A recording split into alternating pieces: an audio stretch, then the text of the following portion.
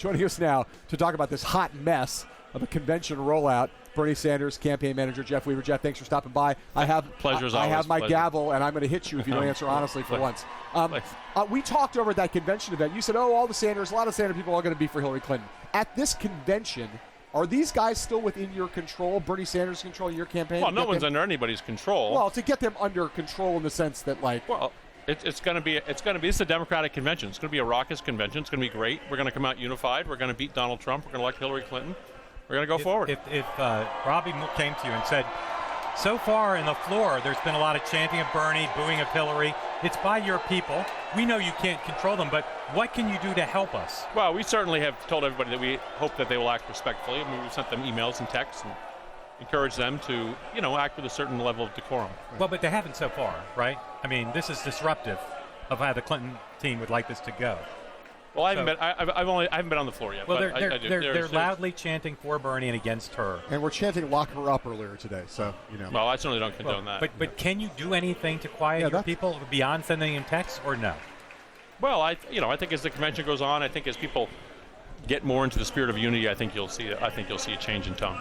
Well, but again, just to go to the broader question, I mean, I do think it's. What do you think, Mark? I don't. Oh, not based on what I've heard so far. I mean, there was a time when Bernie Sanders was the leader of this movement, and I think this is a different way of asking the same question. Sure. Is the movement now out of the barn door? There's not a movement with a leader anymore. This movement now has a life force of its own. Well, it certainly does, and always has. I mean, Bernie Sanders didn't create the movement. The movement was people in this country who were upset about the status quo, about income inequality. But he did galvanize it, yes, and he became the face of the movement. But as he said, this is never about one candidate or one campaign. So what does it matter if he endorses her tonight? If the movement now has a mind of its own, what does it matter? Well, I certainly think he's extremely influential with the people who had supported him.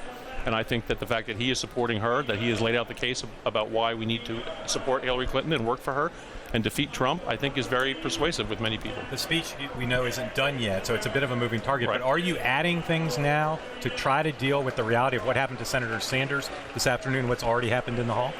Well, I think, Senator Sanders, as you know, writes speeches up to the last minute. So I'm sure it will incorporate current events. But is he aware of the fact that this is unexpectedly volatile? I mean, he saw it with his own eyes this afternoon. But sure, I wouldn't describe it as unexpectedly volatile, but I wouldn't use that characterization. Is he expecting, when he goes out on stage tonight and says what he said today to the delegates, where I was present, when he says, I endorse Hillary Clinton, and you should support her and Tim Kaine, that there will be half the convention hall booing? No, I do not. You don't think that'll happen? No, he does certainly not expect that to happen. Why? Absolutely not. Really? Why? On the basis of today, it seems obvious to me that it will. Well, I'll bet you a copy of Superman #1. Oh, that room today was not just delegates. It was delegates, and there were other people in there as well. So I think the delegates are a subset of the people in that room. Do you feel as though his endorsement of Tim Kaine yesterday was wholehearted?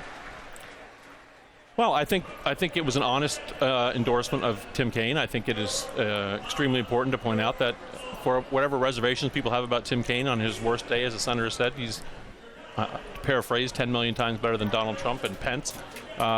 So, yes, I do. Right, one thing we like about you is you're a pretty pacific guy. You're pretty calm. You don't, But I'm trying to get a sense of how you feel about what's going on here, where your supporters are threatening to disrupt at least part of the convention. Are you indifferent? Are you sad? Are you angry? No, I'm confused. What emotions does that inspire you? I'm always calm on the outside. Yeah. All right, what's going on inside? Well, I hope people behave respectfully. No, but how do you feel about it?